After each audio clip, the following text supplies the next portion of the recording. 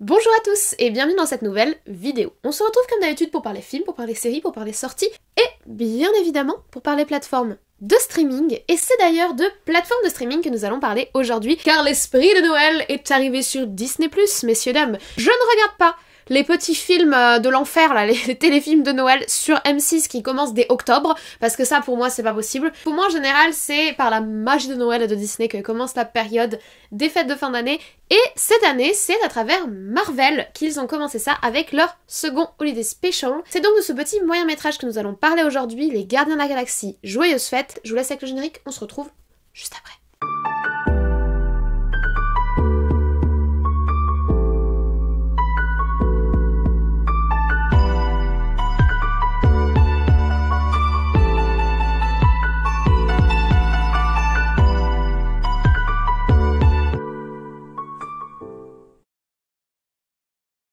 Alors, Les Gardiens de la Galaxie Holiday Special, qu'on a traduit en français par Joyeuses Fêtes, est un moyen métrage qui est sorti ce 25 novembre 2022 dernier sur la plateforme Disney+, donc pile un mois avant Noël. Et c'est donc une parodie ou un copycat des fameux Holiday Special, donc des fameux épisodes spéciaux de Noël qui sont traditionnels aux États-Unis pour les séries télévisées notamment. On sait aussi que Star Wars avait fait un Holiday Special qui est resté dans les mémoires, clairement. Si vous voulez le voir, Chisel l'a complètement remasterisé sur sa chaîne, je pense qu'il doit être encore disponible quelque part. Et c'est donc le second special du MCU qui est une nouvelle série que souhaite lancer Marvel, qui a commencé ce Halloween avec Werewolf by Night dont on avait parlé sur la chaîne et que j'avais beaucoup apprécié parce qu'il proposait vraiment quelque chose d'original, et pour le coup il avait un goût de trop peu parce qu'il avait ce côté, il durait que 50 minutes et c'était pas assez, et ils reviennent donc avec cette version Noël. Comme nous sommes sur un épisode des Gardiens de la Galaxie, on retrouve évidemment à la réalisation James Gunn. Alors James Gunn, il a réalisé le premier Gardien de la Galaxie en 2014, c'était l'introduction des personnages dans l'univers du MCU. 3 ans plus tard, en 2017, il a réalisé le second Gardien de la Galaxie, et il revient l'année prochaine, le 3 mai 2023, pour le moment c'est la date qui nous est donnée, pour le troisième opus, le troisième film des aventures des Gardiens. Alors évidemment, les Gardiens ne sont pas uniquement apparus dans leurs films éponymes, ils sont également apparus dans Infinity War et dans Endgame, évidemment, ils font partie des héros du Marvel Cinematic Universe, mais James Gunn ne produit pas uniquement pour le Marvel Cinematic Universe, il produit également chez l'ennemi, dans le clan adverse, puisqu'il produit pour DC. Il est notamment derrière The Suicide Squad, qui est sorti l'année dernière en 2021, qui était l'espèce de suite, mais pas vraiment assumée, du premier Suicide Squad qui était sorti dans l'univers DC. Et cette année, il est à la tête de la série Peacemaker, qui a donc commencé là en 2022. Je ne la regarde pas. J'ai vu un petit peu quelques images, des blagues et du ton de la série, ça ne m'intéresse absolument pas. James Gunn ne réalise pas uniquement des films et des séries de super-héros, il a également travaillé dans le cinéma d'horreur puisqu'il a réalisé le film Horribilis, qui est un petit peu particulier, pour le coup j'avais pas vraiment eu un coup de cœur, ainsi qu'en 2019 le film Brightburn, l'enfant du mal. Là encore, je suis pas fan de son style horrifique, mais c'est vrai qu'on retrouve certains des leviers qu'il utilise dans ses films horrifiques, dans ses films de super-héros. Notamment il est connu pour essayer de casser les climax, que ce soit avec des blagues ou avec des certaines façons, certains montages un petit peu plus rapides, un petit peu plus de cuts, qui sont un petit peu ses marques de fabrique dans ses films de super-héros. Pour ce nouveau Gardien de la Galaxie un petit peu particulier qui dure que 45 minutes, on retrouve le même casting que d'habitude, c'est-à-dire Chris Pratt pour incarner Peter Quill, Vin Diesel qui est la voix de Groot, on a aussi Bradley Cooper qui est la voix de Rocket, Pom Klementieff, j'espère que je prononce bien son nom, qui incarne Mantis, Drax est lui incarné par David Bautista, et on a également Karen Gillian, que j'adore, qui est une actrice que j'aime beaucoup, qui incarne Nebula qui a rejoint les Gardiens de la Galaxie suite aux événements de Infinity et Endgame. Sauf que cette fois-ci, en plus des personnages secondaires récurrents de l'univers des Gardiens de la Galaxie, nous avons un invité un petit peu particulier qui est Kevin Bacon. Oui, The Kevin Bacon. Et que nous raconte cette histoire de Noël entre les Gardiens et Kevin Bacon? On est sur une parenthèse de l'univers du MCU, c'est un peu le principe des specials en général dans les séries américaines qui en font, c'est-à-dire que c'est des épisodes spéciaux pour marquer le coup des fêtes de fin d'année ou pour marquer le coup de Halloween par exemple, mais généralement c'est des histoires annexes par rapport à la trame principale, et là je pense qu'on peut le présenter un petit peu comme ça, c'est vraiment une histoire annexe par rapport à la trame principale des Gardiens de la Galaxie dans le MCU. Alors que Noël bat son plein sur Terre, les Gardiens, eux, sont à Nowhere, qu'ils occupent depuis que Nowhere a été un petit peu nettoyé du collectionneur, etc. Toutes les histoires qui sont liées à leurs différents films. Et cette espèce de grande famille des Gardiens, notamment Mantis et Drax, souhaitent raviver l'esprit de Noël chez notre Peter Quill, notre Star-Lord national, qui vient de la Terre, qui était passionné par l'esprit de Noël, mais qui malheureusement a un petit peu perdu le goût à ses fêtes de fin d'année, du fait notamment de la perte qu'il a subie. Drax et Mantis vont alors quitter Nowhere pour aller en quête du cadeau parfait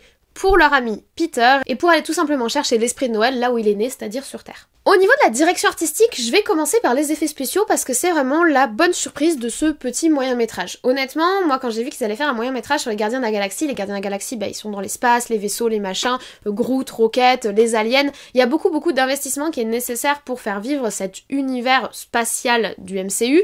C'est beaucoup plus simple quand tu fais directement un truc sur Terre où t'as beaucoup moins besoin d'investir dans les effets spéciaux, mais là j'avais peur que pour ce moyen-métrage, les effets spéciaux soient un petit peu traumatisants, comme ce qu'on a pu connaître pour la malheureuse série She-Hulk. Et honnêtement, de ce côté-là, je suis vraiment plutôt agréablement surprise. Je passais vraiment avec un a priori super négatif. Alors je sais pas s'ils ont récupéré des effets spéciaux qui existaient déjà des 2 premiers films, ou si ce moyen-métrage a été tourné en parallèle du 3e et du coup ils ont juste profité des costumes, des make-up et des équipes graphiques, je sais pas trop comment ça fonctionne, mais en gros de tout ce qui avait été mis en place pour le 3e et c'est juste un espèce de petit rajout au grand film qui est en préparation pour l'année prochaine. Je pense personnellement plus pour cette possibilité, je pense qu'en fait ils ont tourné les Gardiens de la Galaxie 3 en même temps que ce Holiday Special, ils avaient les acteurs sous la main, tous les effets spéciaux, les studios, les machins, les costumes et ça a dû être fait tout dans la foulée. Mais en tout cas, les effets spéciaux sont très propres, très honnêtes, plutôt impressionnants même au moment où ils quittent Nowhere. Le seul truc un peu c'est Groot qui est en transition. On a eu bébé Groot, on a eu ado Groot, et là on a jeune homme Groot. Je sais pas trop où il en est dans sa croissance arbesque, mais c'est pas fifou, voilà. Ça, pour le coup, c'est le seul truc qui est pas fifou, mais sinon, franchement, très contente de voir beaucoup d'aliens, de voir pas mal de décors différents, de voir Nowhere, de voir l'espace, enfin franchement, il y a de quoi faire visuellement. Autre chose très positive, j'ai vraiment l'impression que pour ces moyens métrages specials, ils tentent des choses. Donc pour Werewolf by Night, ils ont tenté le noir et blanc, et j'adore. Et là, ils ont tenté d'intégrer, en plus de la partie live action avec les vrais acteurs habituels des Gardiens de la Galaxie, ils ont fait une partie en dessin animé. Alors honnêtement, le dessin animé est pas ouf dingue par rapport à ce qu'on a pu avoir dans What If, mais on peut dire que c'était un style visuel, soit on n'aime pas, mais l'animation est pas transcendante. Moi, ce que j'ai aimé, c'est le côté un petit peu old school, un petit peu fait main qu'il y avait dans cette partie-là, et le fait qu'ils aient osé mettre une partie dessin animé mélangée avec la partie live action. Alors c'est une partie qui nous permet de nous remémorer en fait le passé d'un des personnages, donc c'est une sorte d'artifice visuel pour montrer que c'est un souvenir, mais j'ai trouvé ça très mignon, très sympa, pas transcendant visuellement, mais audacieux de l'intégrer dans ce Holiday Special.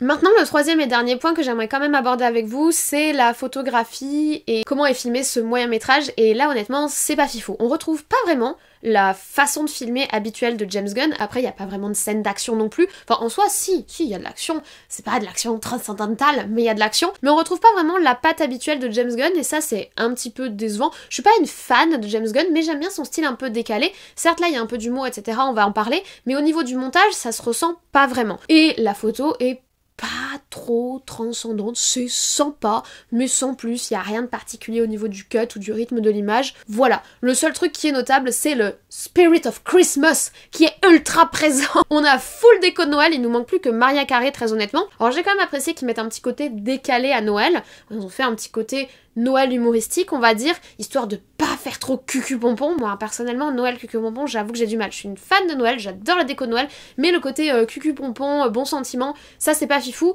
Et ils ont pas plongé à corps perdu dans le côté bon sentiment, ce qui est agréable. Mais bon, voilà, visuellement ça fait le taf, mais honnêtement, tu vas pas te retourner dessus et ça va pas me marquer durablement.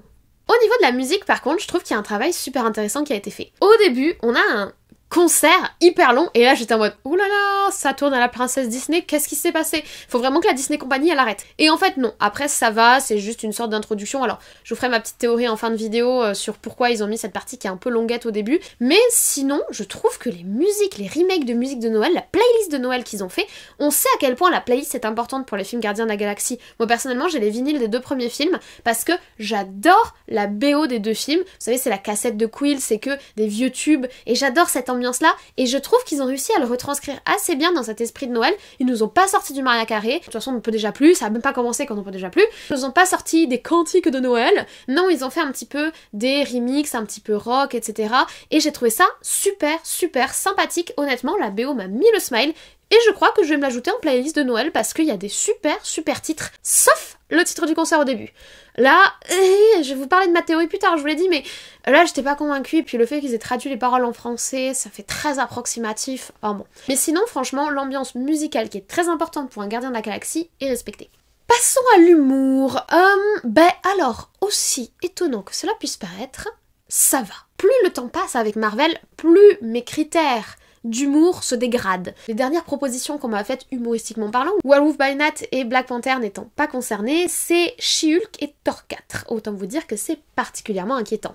Et je trouve que là, pour le coup, l'humour et le côté décalé, c'est un petit peu la marque de fabrique des Gardiens de la Galaxie. Je trouve que là, c'est très correct. J'ai pas ri à toutes les blagues. Je pense personnellement qu'il y a des blagues qui s'adressent plutôt à un public jeune, voire très jeune. Mais d'un autre côté, bon, dans les Gardiens, il y a Groot, il y a le gardien laveur qui parle, il y a la meuf avec les antennes. Enfin bref, puis Drax et Mantis qui sont nos héros sur l'épisode, c'est pas les plus malins de la bande non plus. Donc honnêtement, je m'attendais à très très pire et j'ai quand même souri et ri à plusieurs reprises, bon, notamment sur la fin. Honnêtement, je trouve que l'humour est pas cataclysmique. Toutes les blagues ne sont pas drôles, il y a des trucs qui ne me font pas rire, mais il y a une ambiance légère habituelle pour les contenus des Gardiens de la Galaxie. Donc de ce côté-là, ils ne trahissent pas leur personnage comme ils ont trahi lourdement Hulk ou comme ils ont trahi lourdement Thor. Et j'avoue avoir apprécié le chien qui parle. Bon, par contre, ça fait très très Lao et Doug, mais j'avoue l'avoir beaucoup apprécié. Je pense que ça va être un nouveau personnage pour les Gardiens de la Galaxie 3. En tout cas, j'espère parce que je le trouve so cute. C'est quand même un espèce de gimmick récurrent de l'univers. Je crois que c'est depuis le premier Gardien qu'on a vu le chien. Donc en soi, ça fait un petit moment qu'il est là. Et le fait qu'il ait une voix de femme avec un accent russe, je pense, parce que c'est les Russes qui avaient envoyé des chiens dans l'espace, je crois, ça me fait beaucoup rire. Par contre, il y a un truc qui va pas du tout. Mais alors pas du tout, c'est l'acting. Mais qu'est-ce qu'ils ont? Ça a jamais été catastrophique comme ça. Je veux dire, l'acting des Gardiens a toujours été un peu surjoué. Mais là, Peter Quill, ça ne va pas du tout. Enfin, Chris Pratt, mais il a quoi? Il fait que des émotions surjouées, genre oh, ah, je suis pas content. Vraiment, au niveau de l'acting, c'est cataclysmique. Et même Mantis et Drax, qui ont pourtant des personnages avec très très peu de sensibilité et très très peu de dégradé émotionnel, ils sont pas dans le ton. Je sais pas ce qui s'est passé au niveau d'acting des personnages, je sais pas si c'est la définition, si c'est leur dialogue, si c'est... Mais à part... Comment il s'appelle? Celui qui a hérité de la... de Yondu, vous voyez de qui je parle. Lui, il est égal à lui-même, pour le coup il joue bien, et c'est un personnage qui je trouve est assez régulier dans les différents films Gardiens de la Galaxie, et je l'apprécie plutôt, même si je suis incapable de me souvenir de son nom. Lui, il a plutôt un bon acting, même Groot a un acting relativement correct, même si son animation est pas folle, mais honnêtement, Peter Quill ça va pas du tout. Mais alors pas du tout, et Mantis c'est pas vifou non plus, et ça c'est vraiment dommage. Après Kevin Bacon, je donnerai pas mon avis parce que je suis pas une grande fan du monsieur, donc s'il est dans le surjeu, pour moi ça change pas d'habitude. Donc de ce côté-là, peut-être qu'ils se sont adaptés à lui, je sais pas. Et l'autre très gros problème, c'est l'histoire qu'on nous raconte, le scénario en fait. J'ai pas passé un mauvais moment. J'ai rigolé, j'ai souri, j'ai même versé ma petite larmichette parce que j'avoue être un petit peu sensible des histoires en famille de Noël où on se retrouve, etc. Ça me fait vibrer ma petite corde sensible. Puis je suis très fatiguée en ce moment, donc voilà, ça m'a fait du baume au cœur. J'étais contente. Mais sur le principe, quand les 45 minutes se sont écoulées, j'étais en mode, bah, ça servait à quoi ? Pourquoi ils ont investi plein d'argent et plein de temps d'acteurs qui sont quand même, enfin qui doivent avoir un carnet de rendez-vous absolument phénoménal et des ingénieurs graphistes qui ont travaillé dessus pour les effets spéciaux et les décors et les costumes et l'écriture des musiques parce qu'il y a quelqu'un qui a dû bosser sur cette bande sonore. Pourquoi avoir passé autant de temps et investi autant de gens et autant d'argent dans ce projet qui sert à rien? L'histoire, elle est pas ouf, honnêtement, hein. Même pour un épisode de dessin animé, ce sera déjà un peu bancal, mais pour un live action qui a dû quand même coûter très cher, je pense que produire 45 minutes d'un Marvel, surtout que là, il y a de l'effet spécial, etc., ça doit pas être donné du tout. Donc quel est l'intérêt pour Marvel de nous avoir produit ça alors que le scénario... Voilà, c'est gentil.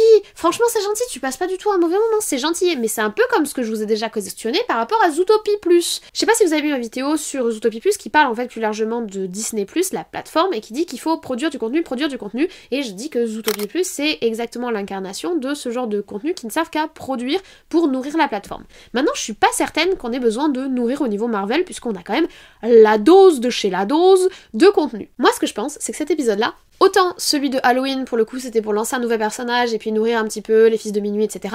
Je pense que celui-là, c'est uniquement pour créer du merchandising pour les parcs et pour les commerces Disney. Je m'explique. Déjà à la fin on a un passage où on va nous montrer tout un tas de bidules chouettes et c'est vraiment, je sais pas si vous connaissez le JDG, le joueur du grenier, notre dieu à tous, si vous ne le connaissez pas je ne sais pas ce que vous faites sur cette chaîne parce qu'il est beaucoup plus intéressant que moi, mais le JDG il a un concept qui est le concept achète ma merde. Et bah clairement sur la fin quand ils nous ont montré tous ces bidules machin je me suis dit oh c'est achète ma merde. Je sais pas pourquoi je sens qu'ils vont faire des produits dérivés de ce Holiday Special parce que faut dire que autant sur les Disney, c'est facile de faire du produit dérivé, tu mets Mickey avec un bonnet de Noël, hop, t'as un produit dérivé de Noël, et puis l'ambiance de Noël sur les parcs Disney, c'est phénoménal, mais sur la partie Disney, sur la partie Marvel, tu fais quoi? Parce qu'il y a quand même un Land Marvel aux États-Unis, il y en a même 2 je crois, et il y a maintenant un Land Marvel à Disneyland Paris. Sauf que tu fais quoi sur ton Land Marvel pendant Noël?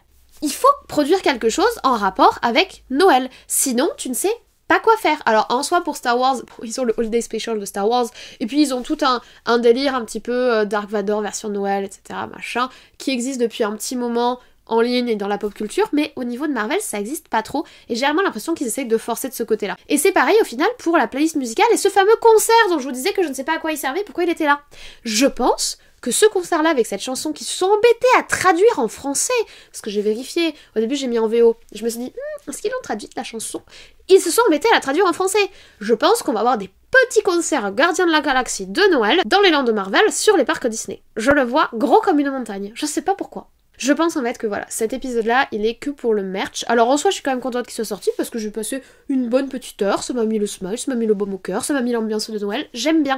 Mais c'est le même principe qu'un holiday special d'une série TV. Le problème, c'est qu'à mon avis, ça coûte beaucoup plus cher qu'un holiday special d'une série TV. Je pense que ça se justifie par l'attrait commercial, le merchandising et tous les dérivés qu'ils vont pouvoir faire sur les parcs Disney, qui deviennent maintenant des parcs multi-thèmes, comme leur plateforme Disney+, en fait. Il y a la partie Disney, la grosse partie Disney, la partie Pixar qui s'intègre de plus en plus à la partie Disney, et ensuite forcément la partie Star Wars et la partie Marvel. Vous allez à Disneyland Paris, c'est exactement ce qu'il y a. Je vais d'ailleurs à Disneyland Paris à Noël, j'espère qu'il y aura du merchandising Marvel de Noël, j'ai hâte de voir ça. Voilà, c'est ma petite théorie. Maintenant bon, produire quelque chose pour l'argent n'est pas une tare en soi, tout ce que produit une industrie c'est pour être vendu, hein. C'est pas pour les beaux yeux de la princesse ou pour me divertir personnellement. Derrière il y a un aspect commercial et je pense honnêtement que le principal attrait de cet épisode spécial c'est son côté commercial.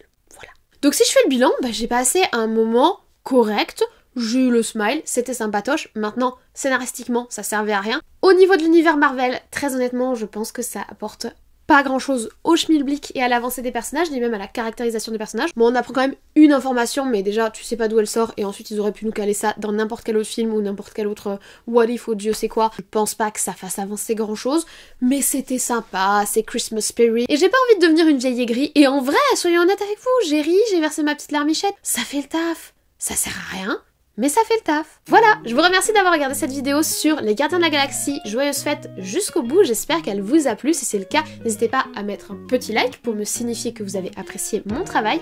Et ce qui me fera encore plus plaisir, c'est que vous me laissiez un petit commentaire pour me dire ce que vous avez pensé de la vidéo ou pour me dire ce que vous avez pensé de cet épisode spécial, si vous êtes d'accord avec moi sur le côté un petit peu merchandising, si vous avez passé un bon moment ou pas, si vous l'avez trouvé décevant ou pas, dites-moi tout en commentaire, je les lirai avec grand plaisir et si j'ai le temps, j'essaierai d'y répondre, mais comme vous savez, le temps c'est un peu ce qui me manque dans ma vie. Si vous voulez voir d'autres vidéos de ce type sur Marvel ou autres, sur des séries, des films, de plateformes ou de cinéma, n'hésitez pas à vous abonner, c'est juste en dessous, c'est gratuit.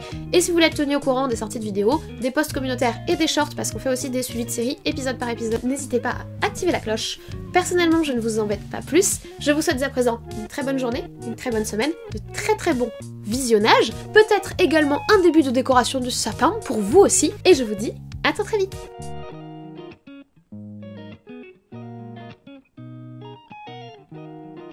The Christmas spirit is there. Je crois qu'on va invoquer Mariah Carey, je sais pas ce qui va se passer. Donc c'est officiel, le Holiday Special de Marvel est sorti, donc on va dire que de façon internationale, c'est le début de Noël. Il faut que je mette mon sapin, j'ai trop pas le temps de mettre mon sapin parce que là je suis en pleine préparation des cosplays au boulot, j'ai énormément de taf. J'ai mon cosplay pour le TGS, vous verrez le vlog du TGS probablement ce week-end, donc le week-end qui arrive. Mais j'ai mon cosplay à terminer, j'ai la couture à faire, mon lave-vaisselle a fui. C'est compliqué, mais heureusement, l'esprit de Noël est parmi nous. Décembre c'est tout le temps un mois de rush. Déjà c'est un mois qui est 3 fois trop court par rapport aux autres mois, alors qu'en soi c'est un mois à 31 jours. La finalité du mois de décembre c'est le 25, donc déjà c'est un mois à 25 jours, enfin bref. Parce que la semaine d'après c'est digérer le 25 et se préparer psychologiquement pour le premier, et ensuite se préparer pour retourner travailler, alors que clairement tu t'es rendu compte que la vie c'était vachement mieux avec ta famille et tes amis. Qu'est-ce que je suis en train de dire? Ouais, le mois de décembre c'est un mois de rush total, alors dans le boulot que j'exerce c'est vraiment la période de l'enfer. Je vous raconte ma vie, je sais pas pourquoi je vous raconte ma vie. D'ailleurs, faut que je vous dise, cette année, je vais à Disney pour Noël. C'est toujours très compliqué, parce que la famille, vous savez tout ça, et puis il faut trouver un moment pour y aller. Et puis, genre, les trains, c'est trop cher, enfin voilà. Et Disney, c'est loin de chez moi, parce que moi, je suis dans le sud, et Disney, c'est dans le nord. On va trouver un timing, on va pouvoir y aller avec les potes, ça va être trop bien. Donc, j'ai trop hâte. Je pense que je vous ferai un vlog, enfin bref. Faut que j'arrête de trop vous en dire sur les vlogs, parce qu'après, si ça se trouve, je le ferai pas, et vous allez me demander de le faire. J'ai oublié mes notes. C'est bon. Qu'est-ce qu'il y a? Comme.